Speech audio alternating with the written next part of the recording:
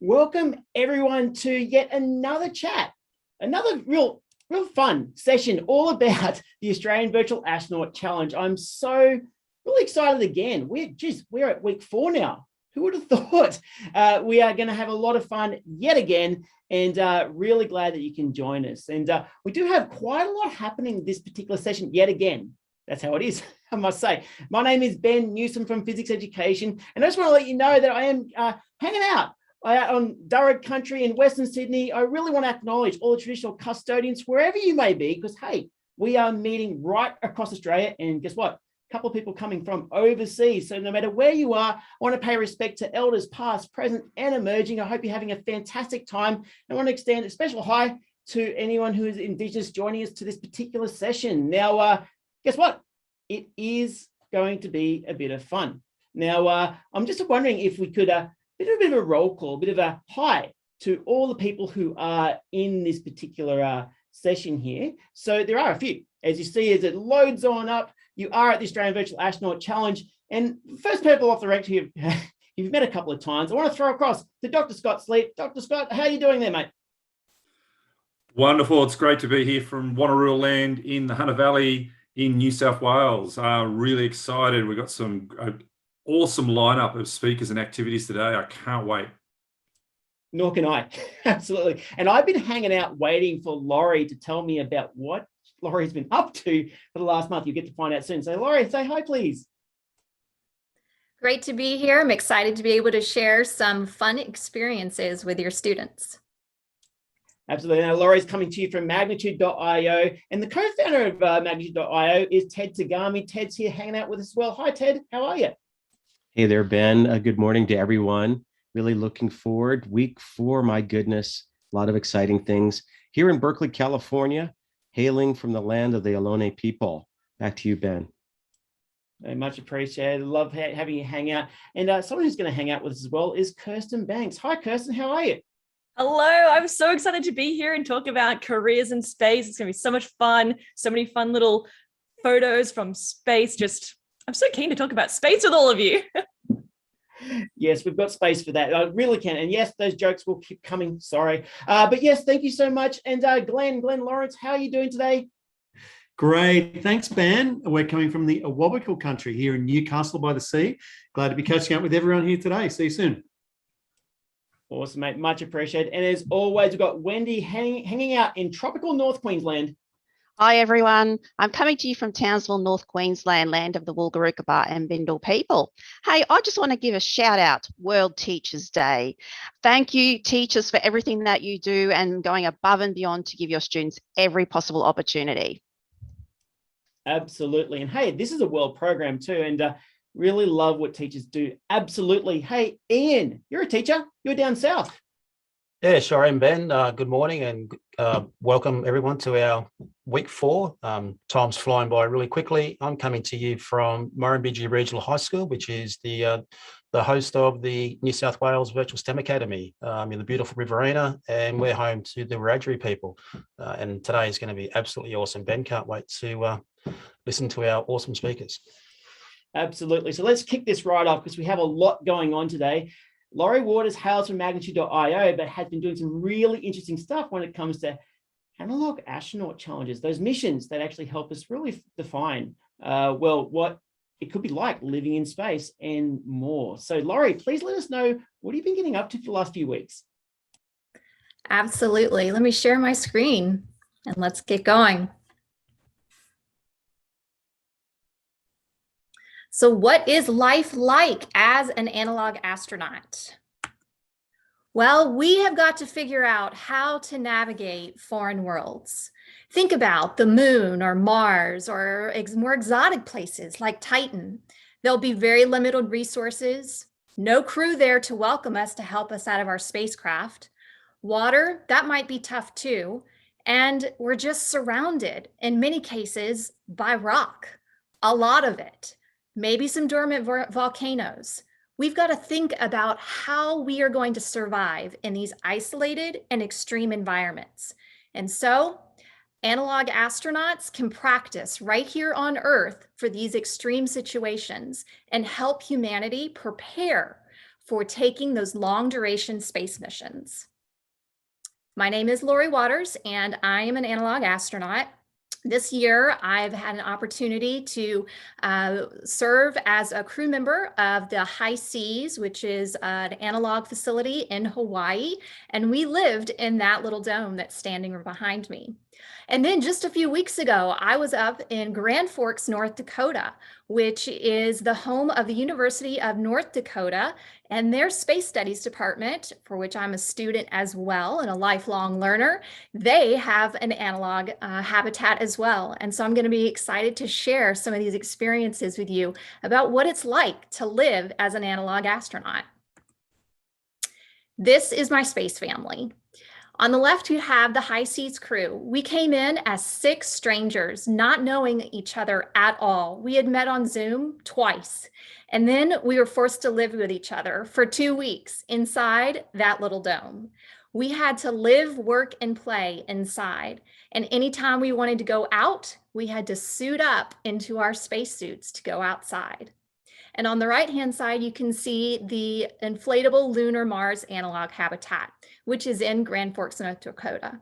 And there, it was a crew of 4, and I was part of the mission support team. But they kind of came up with a special scenario and roped me into the mission as well.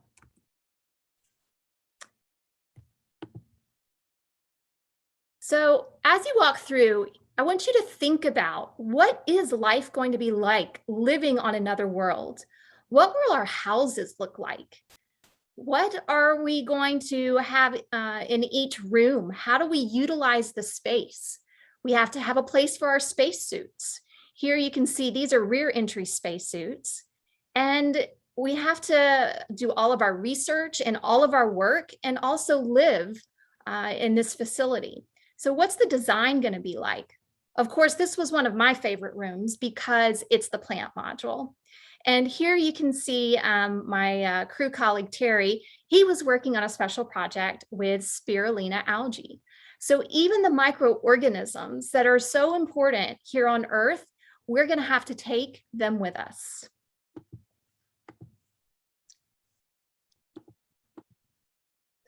Yes, I love studying plants. I am a plant person. So while I was at High Seas, I conducted a ground trial for the ExoLab 8 mission. And it was in flight on the International Space Station while I was at the analog. And so we had a ground trial growing just like it was in space. And we were able to compare the data and the images almost in real time. It was a really special time of the year as well, because we were celebrating St. Patrick's Day in March. So it became a real theme for our entire mission. And the crew definitely got into it. They all turned into plant people by the end.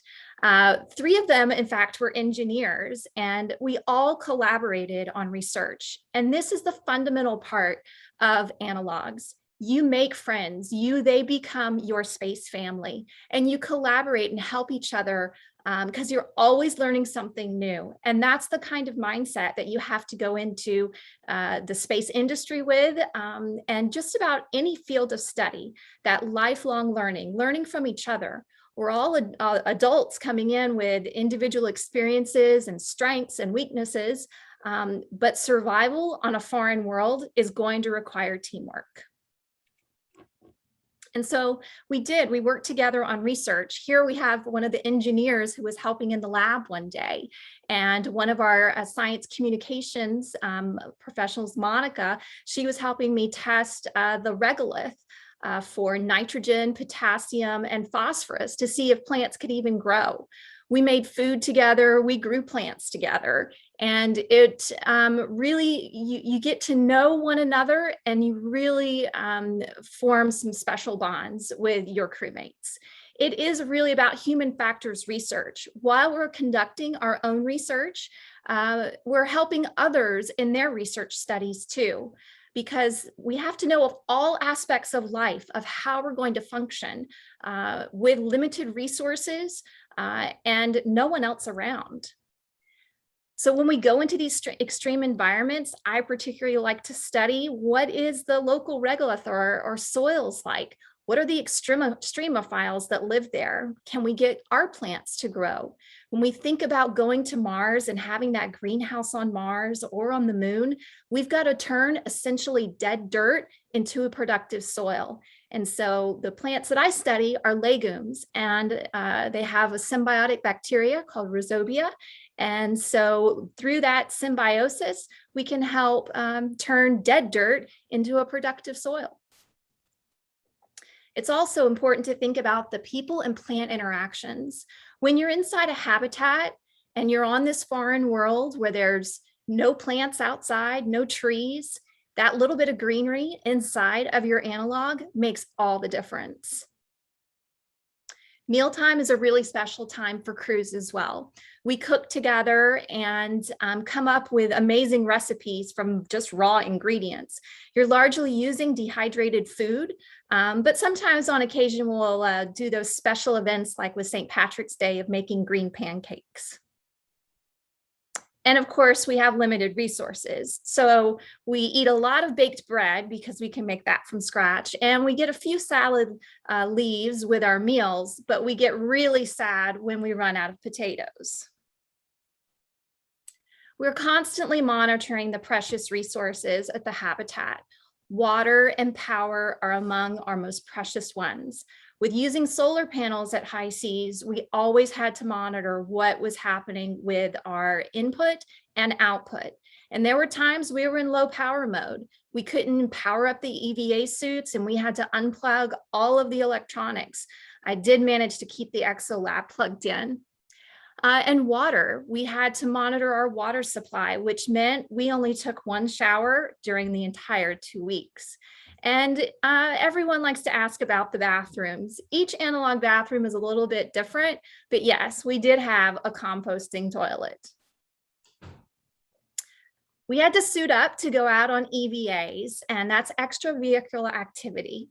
And so we put on these spacesuits, and yeah, we even got to climb down into the lava tubes, which got us below ground. And there are extremophiles all along the walls and ceiling within these lava tubes. It's also an area that we're going to be able to seek refuge when there could be radiation events. And sometimes we have to prepare for emergency situations. So the crew at the ILMA habitat at UND came up with a scenario that my habitat had decompressed in an emergency and they had to come rescue me. And so they suited up, they had practiced, thankfully, in these spacesuits, which are actually prototype designs by spacesuit designer Dr. Pablo de Leon. And they learned how to drive a rover and they brought me into their mission. And so I asked them, can I grow my plants in your habitat? And they agreed. And I got to work with Terry on his spirulina project with algae. And this is not only going to be an eventual source of food, but also can be used as a biofuel. And we also helped other researchers too with EEG research, monitoring brain waves of when we learn to fly drones. Do you realize how hard it can be to fly a drone when you're in a spacesuit? Well, the researcher was able to measure all of our brain waves to determine just how hard it was in the beginning, but then how easy it became as we learned the process. And again, you make friends and family in these crew situations. So my analog experience has been phenomenal this year, and I encourage all of you to apply. No matter your background or experience, they're looking for people of all kinds of strengths and skills to be part of humanity's reach forward as we figure out how to go to different worlds. And I think I'm going to have to reshare real quick because there's some advice from the crew, but I got to make sure I hit the sound button. Sorry about that. So hopefully you'll be able to hear. This crew put this video together just for you. I think first thing from my perspective, I would recommend setting your goals high. If you want to go to the moon, you want to go to Mars, or just go into low Earth orbit, set that goal. don't be afraid to hide that and share it and talk to people about it. Reach out to people in the industry. Astronauts love to talk to you about it, and don't be shy to go out there and go for it. I would say don't be afraid, as Commander said, don't be afraid to chase your dreams. Absolutely. Because they just may come true. And so your dreams can come true, and mine certainly have, as I've been able to experience these analogs. And initially I self-selected myself out and said I wouldn't get selected, but it was through a friend who really encouraged me to apply. And so I did. So I encourage you to do that as well. Don't limit yourself, move forward, because this is your future right here. These are commercial space stations that have been proposed in just the last couple of weeks. As we think about the future beyond the International Space Station, commercial companies and international partners are going to be coming together to figure out that low Earth orbit ecosystem, as well as how to get us to the moon and to Mars. And this is our future. This is your future. So think of all the different careers and jobs that you could do, bringing your strengths and passions to the space industry. And so, Ted, I have a question for you. If you could have a job in space, what would it be? Oh my goodness. Lori, whenever I see your presentations, I always learn a little bit more. It's very inspiring and very exciting. And seeing those prototype space stations coming online by the end of the decade is pretty incredible. I don't know if I could make a decision. I'm getting a little old. I'll tell you what I'm really excited about doing, and I think what we're continuing to do at Magnitude is to support those that want to take those missions to go, maybe to Titan, right? And I got to throw it back to you. And you look at the science investigations that you're doing and the engineering challenge you were given, kind of this integration of science engineering. What are the favorite things that you loved? Oh, goodness. I think I would choose to be part of the governing structure and the welcoming committee on these space stations, because I would want everybody who's getting off their spaceship to get off, and then I will be right there and say, welcome to the space station, and give them their welcome plant that we've grown on the space station. I want to help be the voice and face of the welcoming committee so that everybody has a phenomenal experience as they not only work, but they live and they play in space and really get a maximum enjoyment out of the experience, so that they can see that that overview effect of Earth out the window. And then when it's time for them to come back home, they know that Earth is such a special place that they've got to do something proactively to help us here on Earth do better. Amazing. A mission for change on Earth.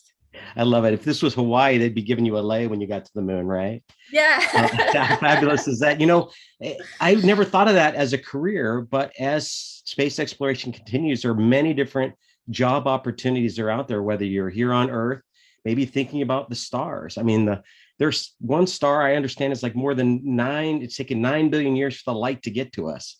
And that's only halfway across the universe. I know someone that's in our program today knows a lot more about that than I do. Kirsten, welcome. Would love to hear more about your inspirations about space and some careers that you know about. Oh, absolutely. And thank you for introducing me. And I'm loving the passion in your voice, Laurie. Like, just passion is so, so important. So let me share with you a little bit of my passion. I'm going to go ahead and start sharing my screen. I'm going to share it in a bit of a fun way. I really enjoy doing this because now when it loads, wait for it. It's almost there. I'm in space. I'm actually in my slides, which is really, really fun.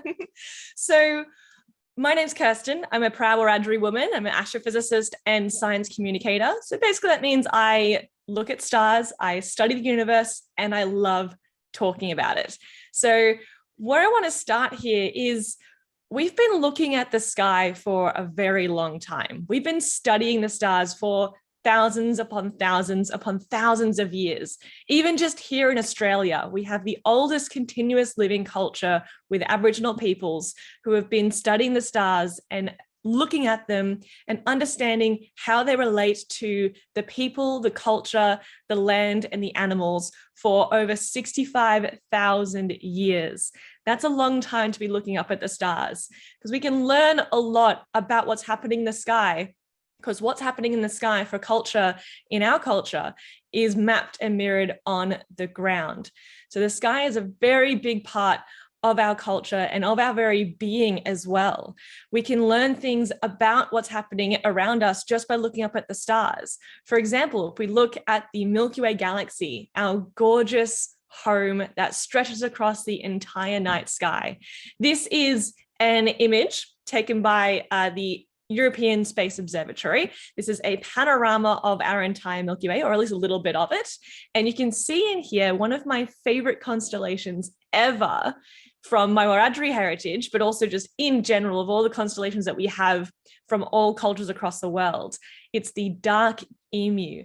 So this is a really great way to change your perspective of the night sky by thinking about it in a cultural perspective, because when we learn about constellations and stars in school, we often learn about the Western constellations, which we do use in everyday astrophysics, and they're made up using the stars. We connect the dots between the stars to create some sort of manifestation of an image, a being, an animal, you name it.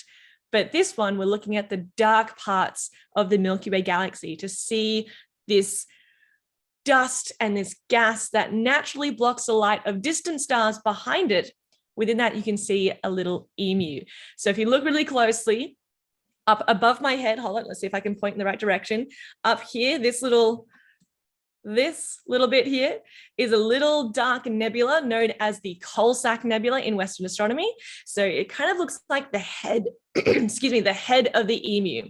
And that is the head of the emu right there. And if you continue down this way, see this long, thin part here, that is the neck of the emu.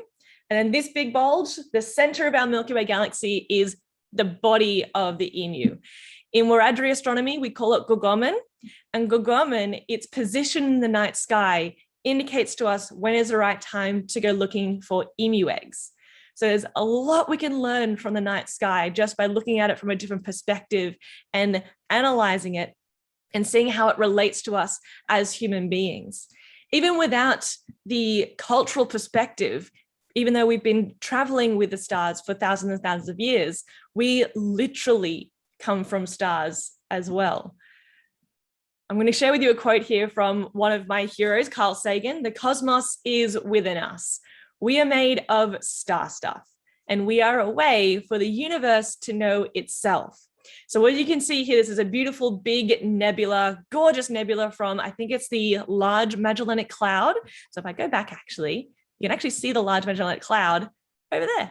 That big blob there is the Large Magellanic Cloud. So this is a big nebula within that little tiny dwarf galaxy where stars are born. And stars, they have these intense hot fires, not quite fire, but they have these intense heat cores that create all of the atoms in our universe. So almost all the atoms in your bodies came from stars. So not only do we use the stars to navigate throughout our lives, but we literally come from stars. And now we can study them as well. We are a way for the universe to know itself. So I'm going to share with you a little bit about my journey. So I was always interested in the night sky, or always interested in the sky at least. I wanted to be a meteorologist when I was in primary school. I was really fascinated by the weather. But then in high school, my science teachers took my entire year group on an excursion to go see a documentary about the Hubble Space Telescope. And I remember sitting there looking at those incredible photos taken by this phenomenal telescope that's been in space now for over 30 years. I was hooked. Space was so mysterious to me, and I knew I needed to study space and find out those mysteries. And I'm so glad to say that I am doing just that. I'm doing a PhD in astrophysics. But what does that mean? Because astrophysics, it's quite a large, broad term. I know it sounds like when you have science as a large umbrella, you have maybe biology, chemistry, physics, astrophysics, all sorts of other isixes, right? Or ologies. what does that mean? Because astrophysics itself can actually be quite a broad term. So let me share with you a couple of different, I'm just going to come right up here. Oh, I'm moving around my slides. So astrophysics is quite a broad term. If you meet an astrophysicist and ask them what they study or what their area of expertise or research is, you're going to get a very different answer almost every single time. So in astrophysics, you can learn about the astrophysics of galaxies, or Earth and planetary astrophysics, looking at the planets, or multi-messenger astronomy, which is a very new region or new subtopic in astrophysics. High energy astrophysical phenomena, whatever that is. I don't know, that's not my area of expertise. Cosmology and non-galactic astrophysics, galactic archaeology, gravitational wave astronomy, solar and stellar astrophysics, all of these different things, and astroseismology as well. There are so many more that I couldn't fit on this page, but there are lots of very tiny and niche areas that you can research in, whatever tickles your fancy.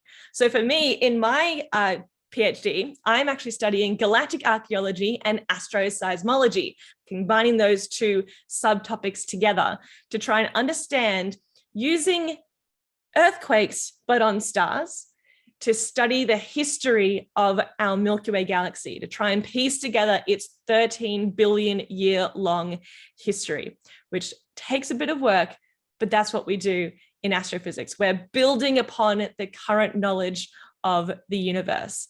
But beforehand, I've done 2 areas of astrophysics in research. My honors, so when I finished my degree, I could do a 1-year honors program where I studied the evolution of galaxies. So galaxies in general and the merging of galaxies. Our universe is not static, it is dynamic and it's moving around all the time. Galaxies can collide and obliterate each other to create new galaxies. That's what you can see here in this photo. This will happen to our own Milky Way galaxy in about 4 billion years' time. The Andromeda galaxy will come along and will smash together, rip each other apart, and eventually coalesce to form a big elliptical galaxy. So you could study things like that. And that's what I did in my honors year a couple of years ago. But now I study stars to try and figure out what is the history of our Milky Way galaxy. Because from the study of stars, if you can work out how old a star is, what it's made of, and where it was born, you can piece together the history of our galaxy, because then you can work out what the galaxy was like in terms of how much gas or what sort of stuff it's made of at the time and place of the birth of these stars. So that's something that I'm trying to do with my research, but you could do anything in astrophysics or even anything in space science. You don't have to go to space to study space. We can do it just from here. In fact, I was studying space from my very own desk right here. Not that you can see my desk, but I can observe stars using a big telescope in central New South Wales, Coonabarabran, the Anglo-Australian telescope. I was able to observe stars from my own desk wearing a comfy dressing gown. It's great.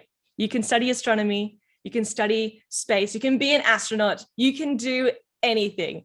Remember, there's a whole world out there that we are ready to study with you. So I hope that you'll join us one day and study the stars with us.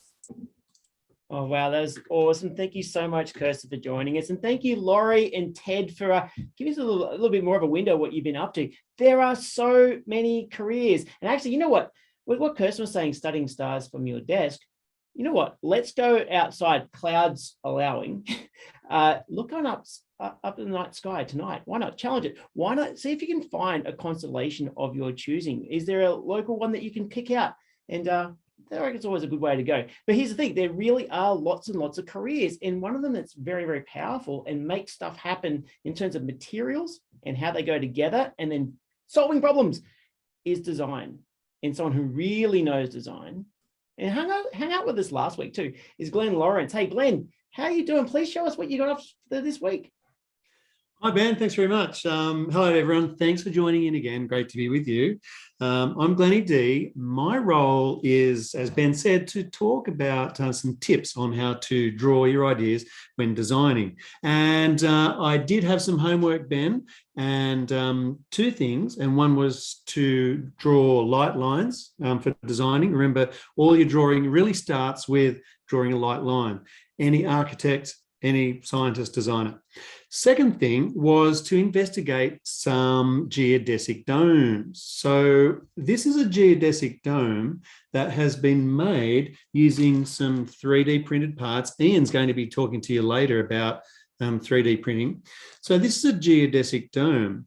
And I wanted to build a large one, and I've based my experiment around looking at geodesic domes.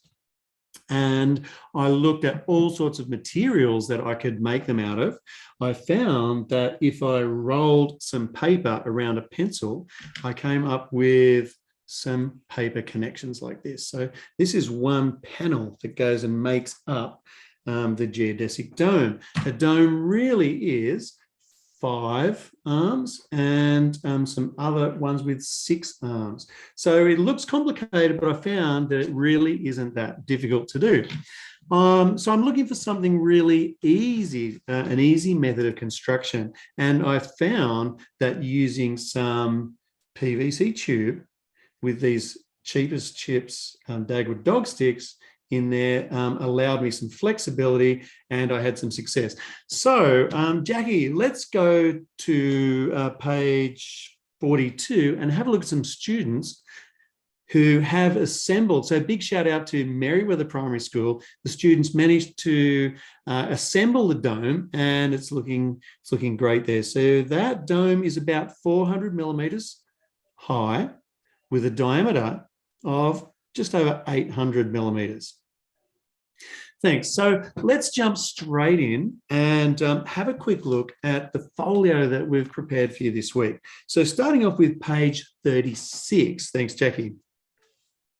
And you'll see that I have sketched on there a dome, and you can see the top view as well as a side view. So the experiment that I've got is to imagine covering the dome with regolith with the lunar soil. And I want to know, obviously I need to cover it at the top, but the higher I pile the regolith, the wider the base will become. And I've got base diameter of the pile. So the problem there is that the entry needs to be longer and longer depending on the diameter of the pile. So I would intend to do an experiment between now and next week and find out how the diameter of the pile. Every material is different, and we'll have a different angle that it will pile to. Okay, over the page. Thanks, Jackie.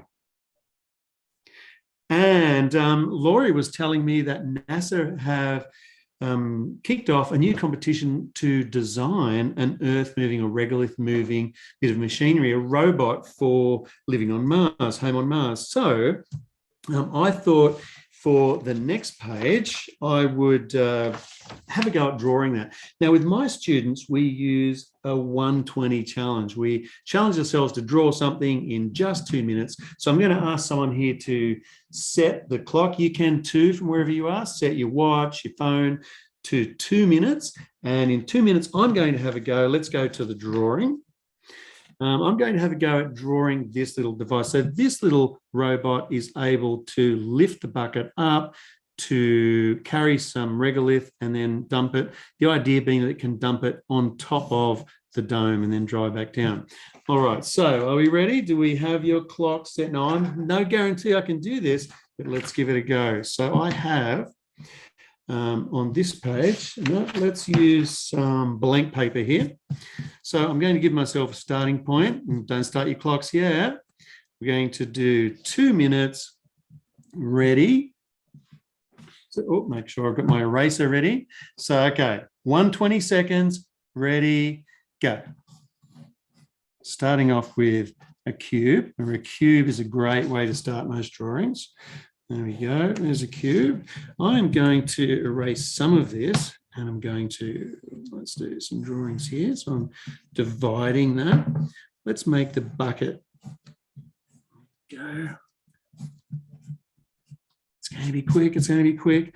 All right, so let's add another cube out the back here, straight out here, quick as we can. Let's add some wheels. Let's do one, say here. I think we might draw tracks actually. So let's go one there. Let's pop a wheel at the back here. There you go. Let's join this up. I'm not sure if we're going to get this finished, guys. This is going to be close. We need some sensors on top. We're going to need some vision sensors. So let's add something. Let's add something right up on top here. Slide it that way. 1 minute. 1 minute. Okay. I'm going to use this little circle there. Let's draw some sensors, some vision sensors. We need split in the bucket here. So let's go ahead and draw a curve here and out this way. It's going to be close. Now we're going to need a battery at the back. So let's add that.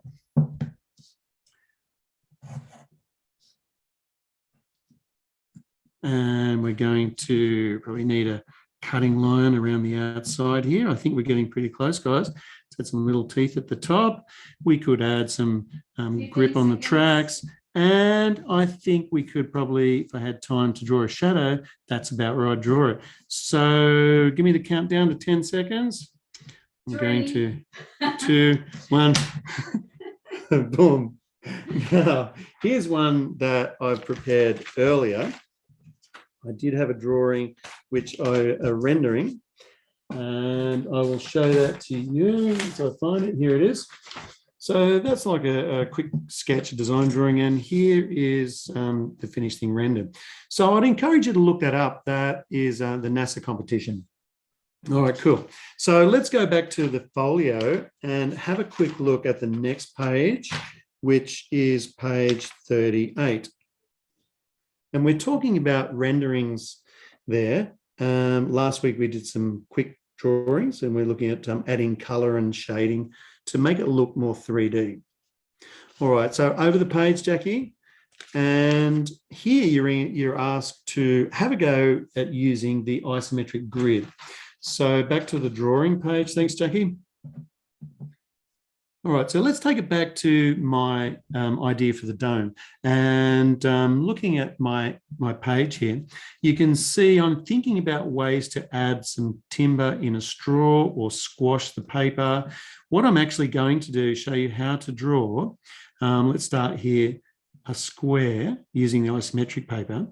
Once you've got a square, then this egg shape or ellipse fits inside there. Now, I'll just erase that to show you that when we come back in this direction, we don't go from the corners here. We go back from the ellipse. So let's add half an ellipse at the back there. Let's add a little curve. Now, if I was using these little timber pieces, then I'm going to imagine a center line coming out here. Let's use one there. Okay. So there's one piece of timber. I could use some brown to try and indicate that that may be made out of some timber. So there's the first piece. The next piece will come in the back way. So we'll just go from here. We'll go down, back. You don't need to be exactly on the lines. It just gives you the angles, right? So let's quickly go back out to here. Bit of shading there. And this piece will assemble in here. So I'm trying to model how you could, this is called thinking on paper. They're not really finished drawings. And you can see for this one, I'm looking at crossing two of these over. So when I've got these ideas, it's time to jump in and grab some tools. And I've got some screws. So I'm actually starting to prototype here, or at least part of it. It's called a mock-up, where I'm taking a few components like this and we are screwing those together. So if you want any more details on how to find this gear, then just send me an email, glenn@splat3d.com. I'm using a little bit of rubber tubing on there just so I don't scratch myself on those. So we need a 4-way connector we need a 6-way connector, and also by adding this small one, I can get a 5-way connector. All right, so Jackie, can we please go back to the folio and over the page to page 40. So here you can see, guys, I've done some research, and Domarama is where I've found a calculator that tells me I'll need 10, 6, and 10 of the joiners. So if you're in a class of 30, if the teacher made one of these up, each pair would make a joiner, and then you bring them together. Again, if you want instructions, just get in touch with me. And I've got another drawing there in the middle, and down the bottom, I found that if you make any sort of member, like member B, then to get you're measuring from center to circle. Then the length of the first member, member A, is 0.884, the magic number. But that is the length of the short member between centers. So using that formula, you can make any size geodesic dome. You can scale it up or down. I think that's probably all I'm going to have time to cover today, guys. It's short and sharp today. But yeah, hopefully you guys really enjoy all the information that you've been given. It's fantastic being part of a group like this. We know Australians are the smartest people in the world, and to keep it that way, we need you to choose science, technology, engineering, math subjects, and help to put us on the moon. So thanks, guys. Great to catch up with you again, and I'll see you soon. Cheers. Thanks so much, Glenn. I reckon Ted and Laurie might have something to say about that. That might be interesting. One thing I did learn, though, with that is that how about that Dagwood dogs, or so other people would say Pluto pups, that could be an assignment. We need to now eat them, right? Because now I can get the wooden sticks and now I can make stuff. How about that? That's awesome. Now that actually does remind me, Wendy, I believe we're meant to be training like an astronaut to get ourselves fit throughout this program. If we have too many Dagwood dogs, that's going to be a problem unless we exercise, right? Oh, wow. Thanks, Ben. I hope everyone out there has been doing their burpees, because at the end of today's session, we're going to talk about our next exercise. But first of all, I am absolutely mind blown by our guests today. I am so inspired, and I want to go and do their careers as well. But look, I would just want to recap. Let's go back to week 3 and let's think about our task that we have across these 6 weeks. So you have to design an experiment, a device, or an environment to help us grow food on the moon. And in last week's lesson, Glenn gave us a really in-depth lesson on how to sketch. Jillian showed us how to take the natural beauty of our world and express that through drawing. Ian and Ted, they showed us those mission patches. And how amazing are those? We helped you to design your own AVA mission patch, and we're super excited to see those in your final video. I talked a little bit about the scientific method and exercise, and we're going to now move on today. So we have a special end of this lesson for you, and I'm going to pass over to Ian because he's going to show you some 3D online techniques for creating your own models. Over to you, Ian. Thanks, Wendy. Jackie, can we go to page 43 of the folio just to start off with this session, please? So teachers and students out there, today we're going to look at how we can use computers to help us do our drawing. So Glenn's obviously extremely talented at doing these drawings by hand, but we also have computers that can help us as well. So with today's session, we're going to look at a couple of Cad drawing packages that are quite typically used in schools, bearing in mind that we are looking at middle age or sort of middle schooling, so kids from about year 5 up to about year 8, year 9. So the 2 programs that we've looked at for today to demonstrate some of the features of Tinkercad and also Google SketchUp. So I'm going to share my screen.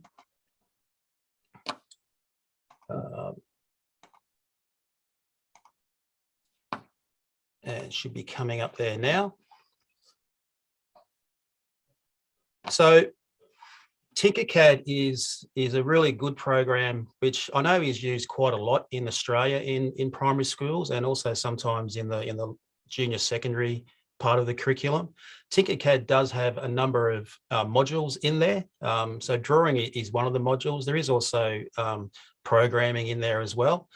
Tinkercad, the beauty about Tinkercad is that it's free. And there's a community of about 35 million people around the world that use Tinkercad. So that means there's lots of online support to help students. It's fast, it's free, and it's easy to use. So if I just scroll down here a little bit, there's a good little animation that comes up that shows just how easy Tinkercad is to use. So it comes with a range of 3D shapes already created, and the students can simply grab those shapes, place them onto the work plane. They can adjust the shapes. They can then combine the shapes, and you can see the example there. It's quite a simple little project that's designed a little clip for a bag, okay, which might be something that you need to do in space to keep your food fresh, perhaps. I don't know, but that's something that might become useful. If we go on to the lesson starters. So if you're at a school where you haven't used Tinkercad greatly before, or you're a student that wants to learn some more at home, then you can go on, and there's a whole stack of tutorials that Tinkercad provide. As they say there, it's as easy as placing the object on the work plane. You can make some adjustments with the handles that come up. You can combine the shapes to create objects. And then, as Glenn said earlier, after you've created that object, you can save that file. And if you've got a 3D printer at your school, you can 3D print that out. And that's what we call a prototype. If you're lucky enough to have a laser engraver in your school, you can also then laser those objects. And I know a lot of schools in Australia particularly are quite adept at using 3D printing. With our Tinkercad, there is also a range of projects that are available on the website. And there's some here which I'd like to point out, which might help you with your design for your experiment for TED or your environment that you're looking at. So we've got here, build a Tinkercad house. Well, we might modify that to building a dome. We come down here a little bit further on, there's build a space station. If we come down further again, there's a whole range of different lessons that you can go through to learn the skills you need to be able to use Tinkercad effectively.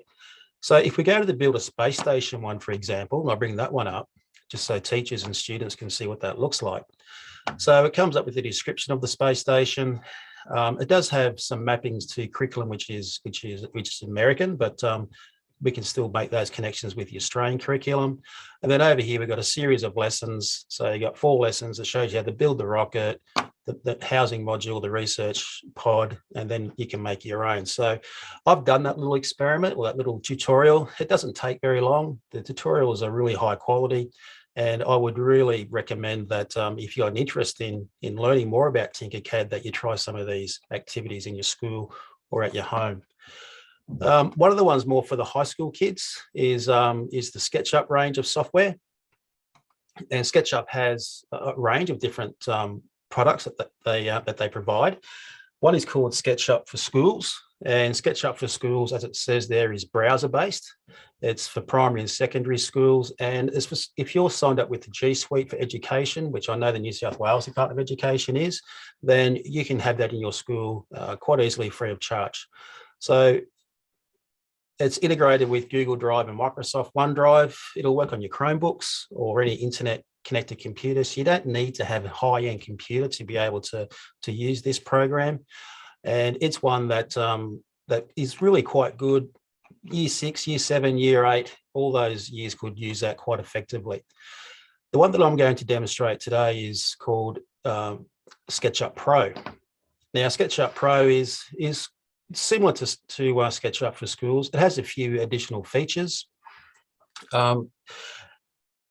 Again, in schools, you can get this for free. I know the New South Wales Department of Education have licenses, and I know during the pandemic that Sketchup was made available free of charge right across Australia while we're in lockdown. So it is quite quite available for students to use. So what I'm going to do today is I'm going to show you how to draw some of the objects that Glenn's been talking about, and I'm also then going to put some of those objects together in SketchUp Pro, And just like Glenn did, I've got a couple of minutes, so I have to work fairly fast. So first of all, this is the screen that you see when you open up SketchUp Pro. The first thing that I like to do is to go up to the view command and check my toolbars. And in my toolbars, I like to bring up what's called the large tool set. And what that does, it just gives me a range of the tools that you use most frequently inside the program, and they're there available, ready to use. The ones up the top, you can still access all the tools. So for example, if I click that one down, I've got a range of different options, but I just find that bring up the large tool set is the way to go for me and for my students. Glenn said last week that there's basically 5 shapes that if we combine all those 5 shapes that we can pretty much draw whatever we like. And the first one he said was the cube. So I'm just going to go and draw a cube here.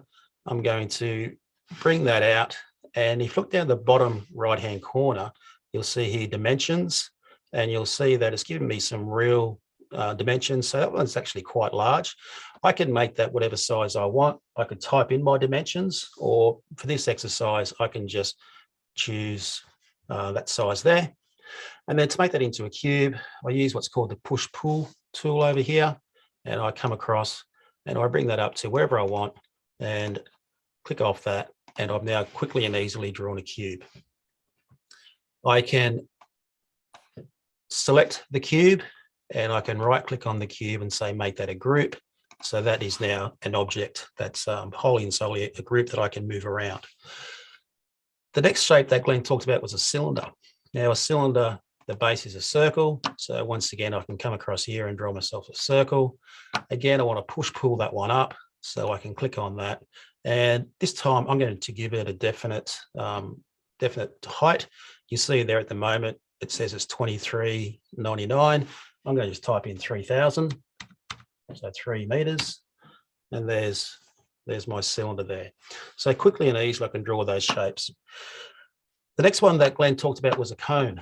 Now, to draw a cone, the way that we do that is we get our circle and we come here and we draw a circle. And then I'm going to choose my line tool and I'm going to come across here to my circle, and SketchUp is pretty smart. It knows endpoints, it knows the center point. So I'm going to click on the center point and then I'm going to draw a line up, and you'll see there that the line's a blue axis, like my blue axis over here. I'm going to then come down to just any point on the outside of that circle. So that one there, and then join back to the middle. And I've now drawn a triangle on that circle. What I do now is I go and I select the circle, and then I use a special tool over here called the Follow Me tool. And so I click on the Follow Me tool and I click on the triangle, and that follows a triangle all the way around the circle, giving me the cone. And just like I did before, I can highlight that and I can make that a group, and so I can then move that around if I choose to. So that's our first 3 shapes. There were 2 others. So one was the pyramid and one was the cylinder. So just really quickly, I'm going to show you how I would draw those. So with the pyramid, I'm going to draw myself a rectangular base.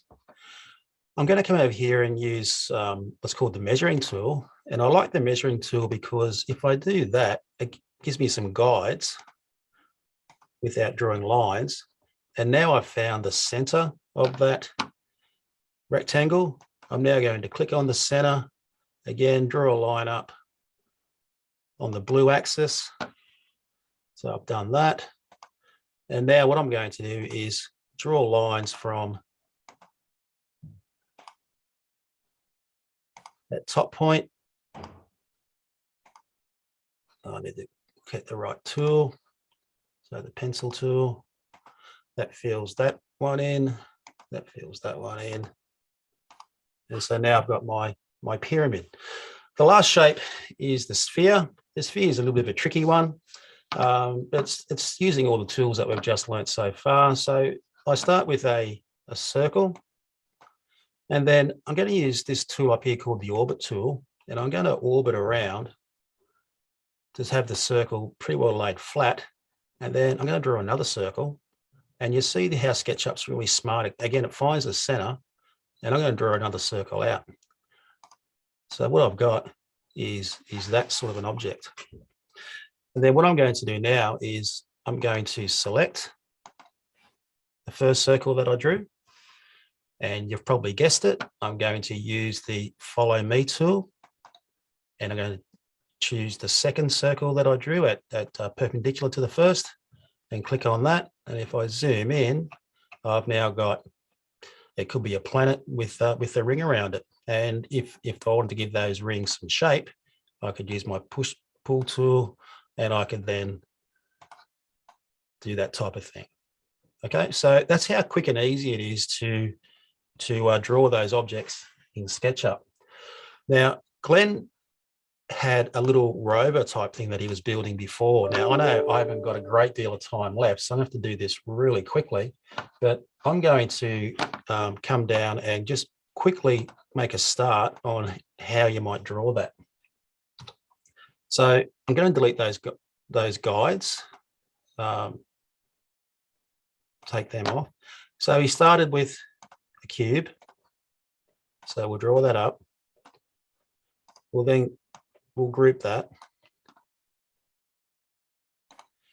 He had some wheels on it, so let's go and get some wheels and let's put a wheel there. And let's make that a little axle to start off with.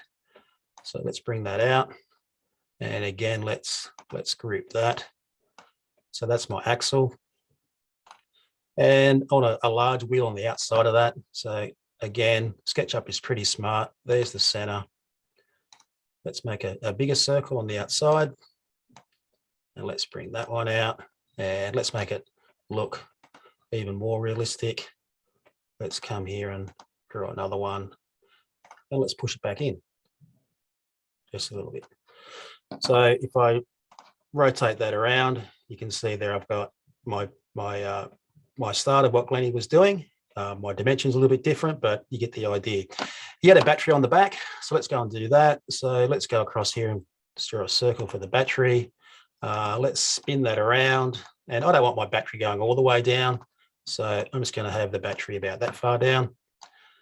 So there's my battery, that pack that goes in there. Obviously we need wheels at the front and a scoop, but the last thing that I'm going to draw today is the front that had the sensors. So I'm going to draw a rectangle, let's see, up like that. And you probably guessed it, I'm going to pull that back a little bit to there.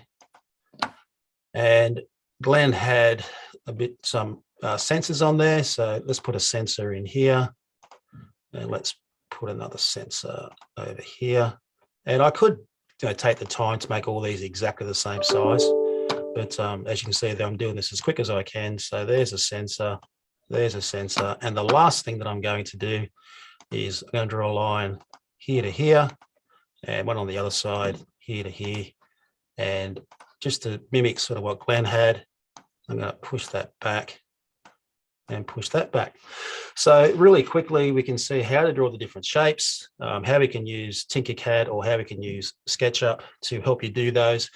Be creative. You can do this at home. These programs are all free, both at school and at home. So I encourage you to try those. I'm going to pass over to Jackie now, and I believe Jackie has a quiz for us.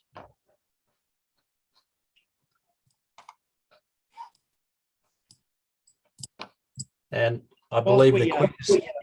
Yeah, it's all there. So so do you have any experiences in 3D modeling packages? I've only got a little bit, so we're going to really quick. I know it's been running in the background. So what we might do is we might see what the poll is. Thanks so much, Jackie. We've got it up there. So it's other, and that could be a lot. I suspect, Ian. That's really interesting. I'm not surprised that there's a lot of Tinkercad and SketchUp in there. They are two really really widely used programs in schools, particularly in that middle school area. Good to see Creo and Solid Edge and SolidWorks down there as well, and Onshape. They're quite widely used, particularly in the secondary school and the Fusion 360. So yeah, a good spread of programs there. So very, very interesting. Fantastic, Ian. Thanks. All those programs, and all those programs are free in schools. They are awesome. Absolutely. Now, hey, next week we have, well, we always have special guests every single week, but we thought you might be interested about potentially hanging out with Dr. Carl next week. Why not? So what would you like to ask Dr. Carl? You'll find on the AHA slides the ability to write your first name, what school you're at, and what is the question that you'd love to know, if Dr. Carl could answer. And so next week, that's exactly what we'll be doing. And I'm really, really looking forward to it. Now, I know that we are getting very, very close on time, but we have had a really amazing session. So Dr. Carl is joining us next week, and also Dr. Adrian Brown from NASA HQ. He's an Aussie. He's also a planetary science researcher. So really looking forward to that chat. We've also got a friend of mine, Gil Cawthorne from Osaka, Japan, is going to let us know about his research that he's been doing with ExoLab and some interesting things up his way. But hey, we are at the point now where we're going to say goodbye. So if we could please put all our videos on, because it's always kind of nice to say good day, say hi to everyone. There's all the people have been hanging out, been all involved in this. Everyone just a bit of a wave. There you go. And everyone waves. But thank you so much for coming along with the Australian Virtual Astronaut Challenge. This is week 4. I hope you're training like an astronaut, and we might catch you, and we will, next week. All the best, guys. Have a fantastic day.